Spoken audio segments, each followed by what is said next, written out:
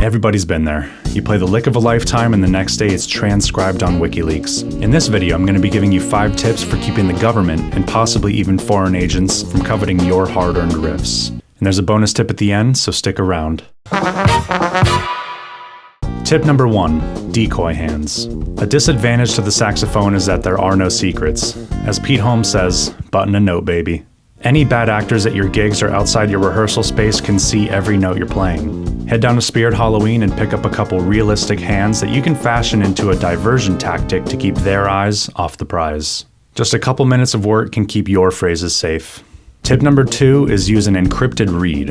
You won't find these at Sweetwater. I actually got this one on the dark web for a couple Bitcoin and it really works. It uses AES 432 encryption technology to ensure that your instrument is heard only by your intended listener. If you're finding this information helpful, hit that subscribe button down below and send this to someone who you think might find it valuable. This is a new channel and you can help it grow in seconds. Tip number 3 is a little more work, but will help protect you from the advanced technology that the CIA is using to siphon our licks. Every time you press a key on the sax, the hinge tube around the screw produces a burst of electromagnetic energy that can be detected by the Lockheed Martin SD2516 rift detector, just like this. I'm selling these saxophonic Faraday cages on my website tonymaz.com, and this will block the transmission of all signals that could be captured without your knowledge. Tip number 4 requires a Line 6 Helix series pedal. I'm using the HX Stomp XL in this example. There are a few presets you can download from meetspin.org that give this unit enhanced riff security. The first one I'd recommend is the Signal Jammer. Activating this model will scramble the firmware of any recording device in a 75-meter radius. The next one is called Ghost Note, and this replaces all the notes that you play with sounds from the Sonic Control Vintage Shaking Ghost. That'll be sure to throw off any thieves. The last setting I want to tell you about is the Stern Warning. This one's good to turn on periodically, even if you're playing in a private venue, to prevent crimes of opportunity.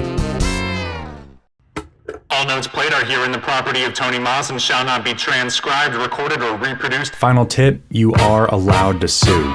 I've done so many times and successfully defended my musicianship from their greedy hands. The threat of legal action is usually enough to deter any of this from happening in the first place.